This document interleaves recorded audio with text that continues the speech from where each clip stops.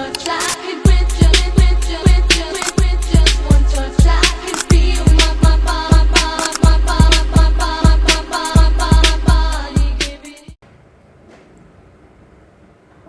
Oke, assalamualaikum warahmatullahi wabarakatuh. Selamat pagi anak-anak semuanya. Oke, gimana nih hari ini?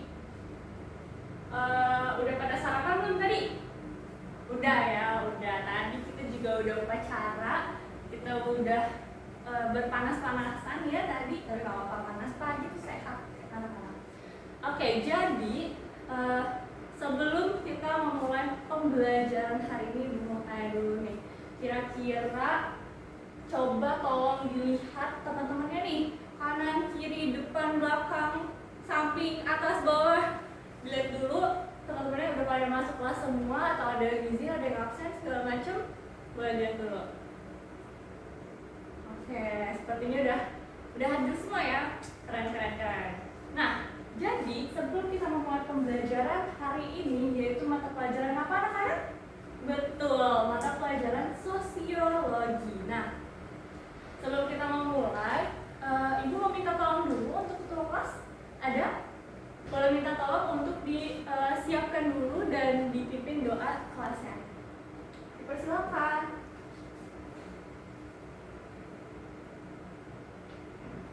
Oke, terima kasih atas doanya untuk pagi hari ini. Semoga pagi hari ini kita bisa menyerap semua ilmu, semua pembelajaran, dan nanti ketika selesai teman-teman dan anak-anak semua di sini bisa mengamalkannya di luar sekolah ataupun di dalam sekolah.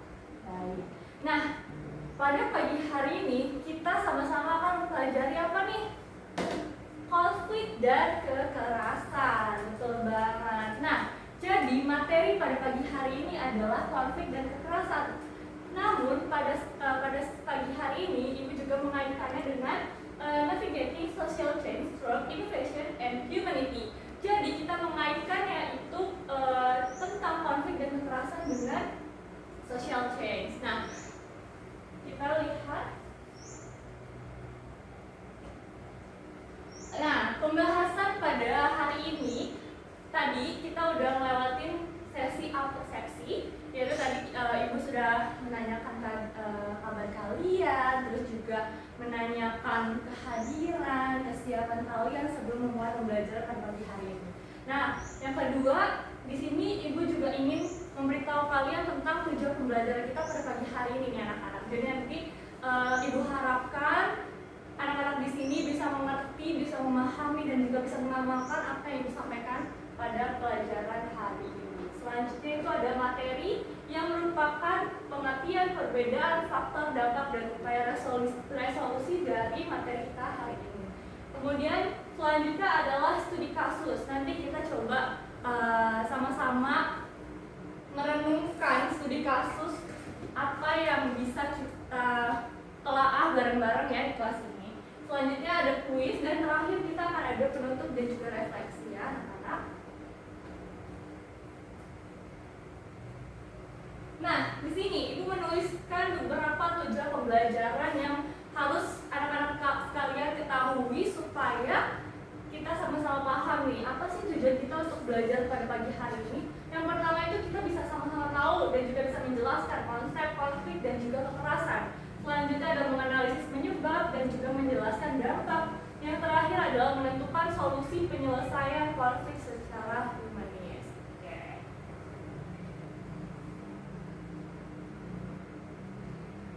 Nah, sebelum itu, Ibu mau anak-anak sekalian coba lihat dua gambar yang Ibu tampilkan di sini.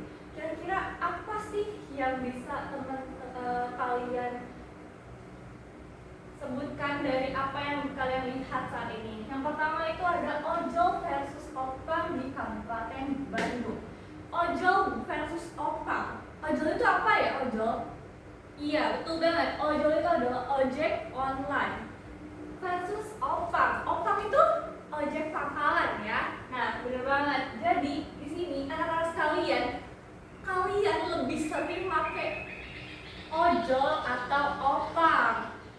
Ojol, mayoritas pada pakai ojol ya Karena bisa diorder kapanpun dan dimanapun. Oke. Karena banyak promonya. Oke. Karena apa lagi? Karena udah pasti ada jaminannya. Oke. Benar itu, benar semua.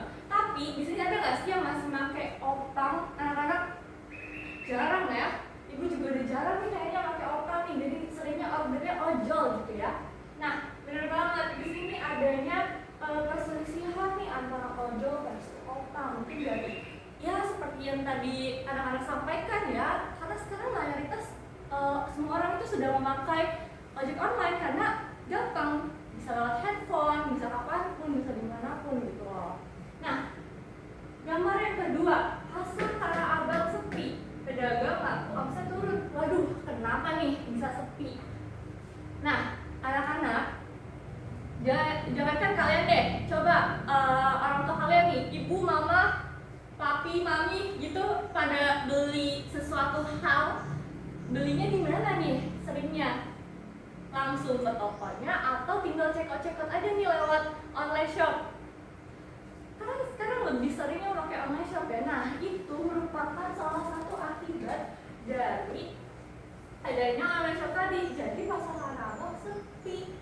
Nah, pedagang-pedagang yang ada di Tanah Abang itu merasakan sebuah perbedaan yang sangat amat drastis ya, karena omset mereka turun gitu loh, karena yang tadi orang-orang sekarang lebih seringnya pakai online shopping gitu ya. Jadi ada perselisihan antara beberapa pihak gitu.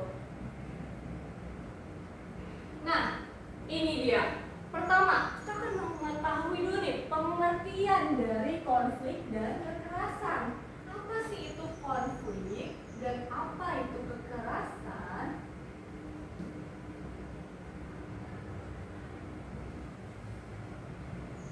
Oke. Kalau di sini ini panjang banget ya. Konflik adalah proses sosial ketika dua pihak atau lebih memiliki tujuan, kepentingan, nilai atau pandangan yang berbeda sehingga menimbulkan pertentangan. Sedangkan kekerasan merupakan tindakan yang menggunakan kekuatan fisik maupun non fisik yang menyebabkan kerugian bagi pihak lain. Waduh, ini gimana nih ngapalinnya? Oke, jadi gini. Konflik itu adanya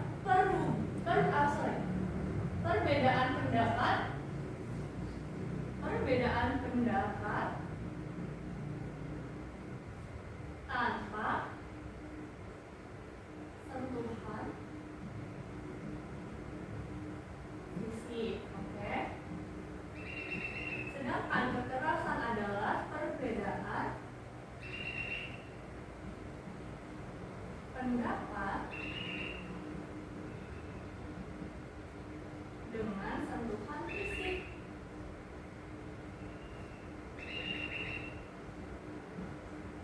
Ya, ini bisa aja dalam artian melukai ya anak-anak.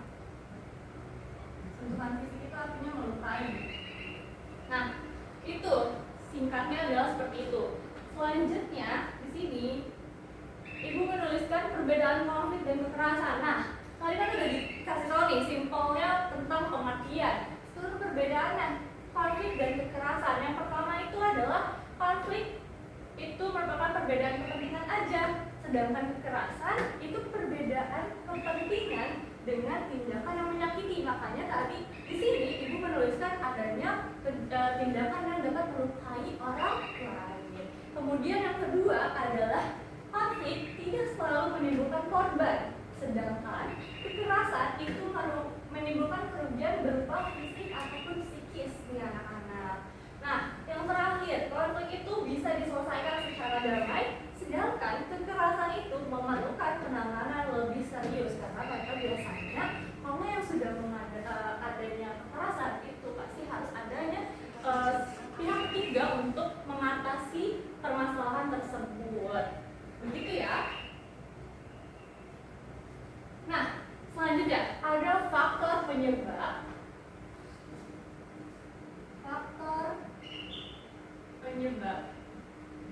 Nah, untuk faktor penyebab ini ada 1, 2, 3, 4, dan 5. Oke. Nah, yang pertama itu ada perbedaan nilai dan budaya. Nah, seperti yang kita tahu ya, kita tinggal di negara Indonesia di mana banyak sekali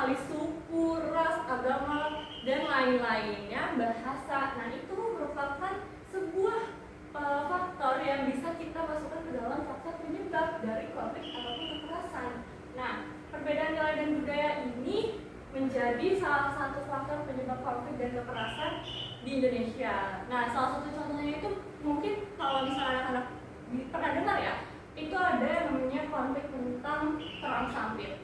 Oke, perang sampit itu perbedaan pendapat dan juga perselisihan antara dua suku yang ada di Indonesia. Nah, yang kedua itu adalah perbedaan kepentingan. Di sini Ibu memberikan contoh, wah ini apa nih? Kira-kira ini siapa nih? Kayaknya baju coklat-coklat sekarang tuh udah sangat terlihat ya. Baju coklat-coklat itu pasti apa?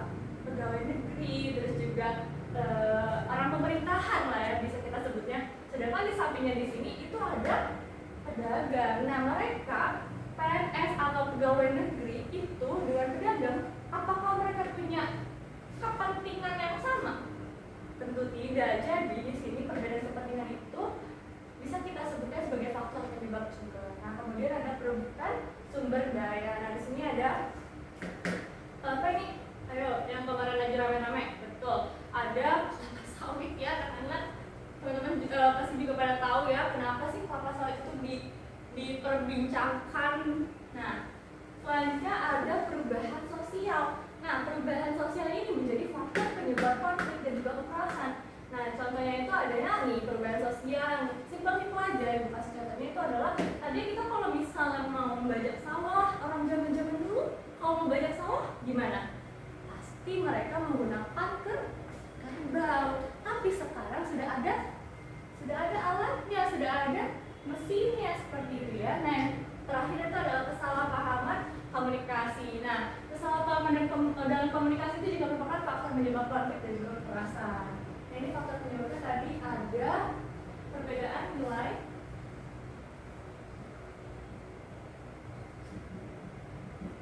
dan budaya. Kemudian ada perbedaan kepentingan.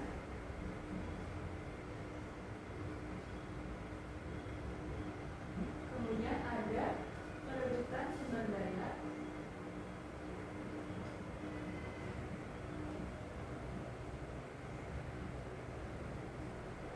Perubahan sosial. Dan yang terakhir ada salah paham.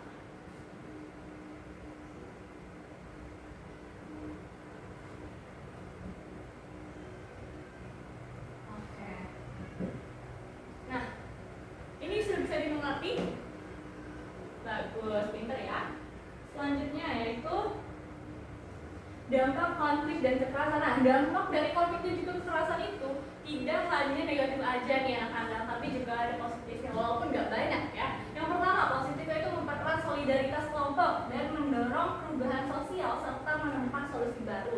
Sedangkan negatifnya itu adalah kerusakan fasilitas umum, korban jiwa, perpecahan masyarakat, trauma psikologis dan juga kerugian ekonomi. Dari sini bisa lah ya dipahami secara singkat kira-kira apa aja dampak positif dan negatifnya.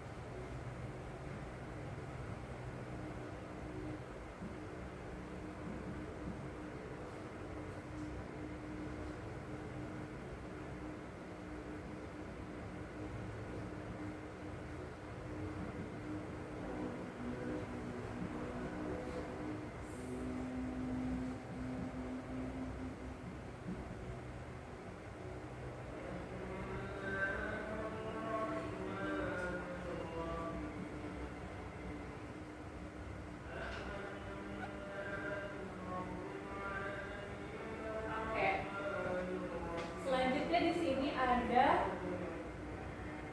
upaya resolusi. Nah, di sini upaya resolusi itu ada 4 yang Ibu akan sampaikan. Yang pertama itu ada mediasi, yaitu penyelesaian konflik menggunakan bantuan pihak ketiga yang netral atau sebagai mediator, sebagai penengah nih. Namun keputusan itu tetap ada ada di pihak yang berkonflik. Kemudian yang kedua adalah arbitrase. Arbitrase merupakan penyelesaian yang melalui pihak ketiga yang disebut arbiter.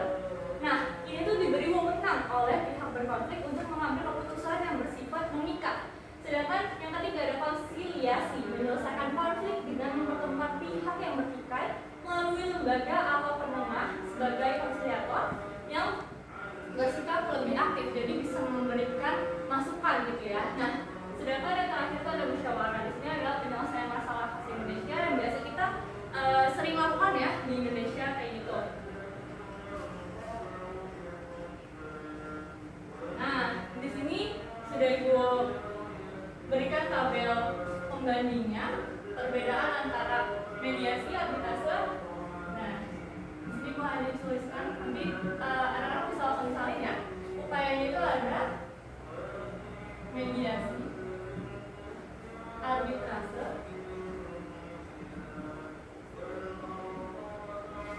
konsiliasi, dan musyawarah.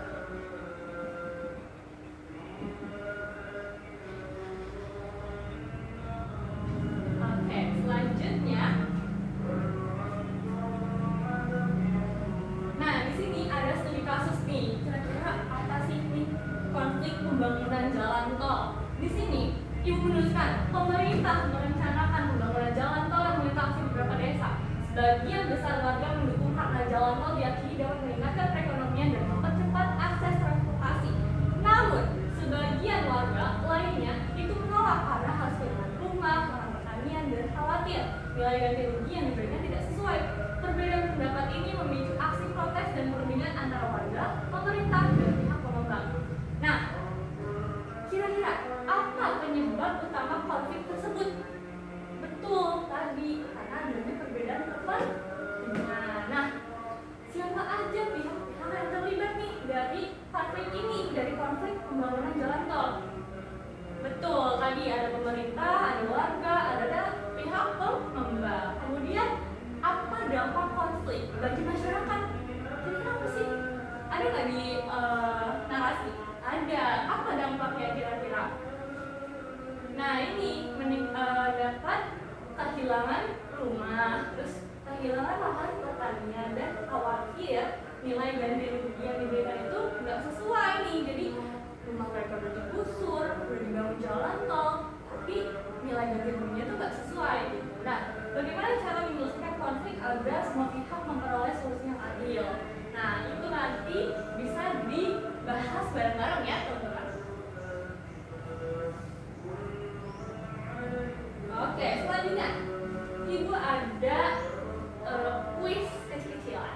Nah, nanti kalau misalnya anak-anak di sini bisa menjawab, boleh angkat tangan dulu, tapi jangan disebutin jawabannya dulu, oke? Nah, pengertian singkat dari konflik sosial itu adalah yang mana nih? Yang A, B, C, atau D? Oke, boleh Adinda. Iya, betul banget. Kita lihat ya, bener nggak nih kira-kira jawabannya yang B? Oke, betul. Jadi itu jawabannya yang B. Selanjutnya, yang merupakan dampak positif konflik adalah, boleh Raffi, yang mana? Yang C. Oke, kita lihat. Benar nggak yang C? Oke, benar banget. Jawabannya yang C. Oke, ini pertanyaan terakhir ya anak-anak. Ayo, siapa nih? Penyelesaian konflik dengan bantuan pihak ketiga yang netral disebut kompetisi, koneksi, mediasi, dan dominasi. Mana jawabannya? Yang betul? Boleh. Pintar. Yang C. Oke, kita lihat ya. Betul banget. Jawabannya itu yang C ya anak-anak. Nanti boleh bilang ke ibu ya. Nah, selanjutnya yang terakhir itu kita ada yang namanya analisis konflik sosial. Nah, tapi ini akan diberikan untuk pertemuan selanjutnya. Oke. Nah, untuk pertemuan selanjutnya ini diharapkan anak-anak sekalian bisa nih mencari satu berita tentang konflik sosial yang terjadi di Indonesia. nanti dimasukkan isinya, yaitu ada penyebab konflik, terus aktor-aktor yang terlibat siapa aja, terus juga dampak konflik dan upaya-upaya penyelesaian konflik, serta kasih pendapat kalian pribadi ya, bukan pendapat ChatGPT nih, pendapat kalian pribadi tentang solusi terbaik untuk konflik yang kalian pilih. Nah, nanti dikumpulkan dalam bentuk infografis atau poster. Nah, posternya ini atau infografisnya ini membebaskan kalian boleh dalam bentuk digital ataupun manual ya anak-anak. Jadi silahkan berkreasi sekreatif mungkin. Sampai di sini ada yang ingin ditanyakan? Kalau tidak ada, oke, mungkin itu aja untuk pertemuan kita pada pagi hari ini. Nanti kalau misalnya ada yang masih belum paham, masih ada yang belum ngerti, boleh langsung tanyakan ke ibu ya anak-anak. Sekian dari ibu untuk pertemuan pada pagi hari ini. Semoga apa yang sudah kita pelajari bisa dapat bermanfaat bagi kita dan bagi orang-orang. Sebelum itu, tolong ketua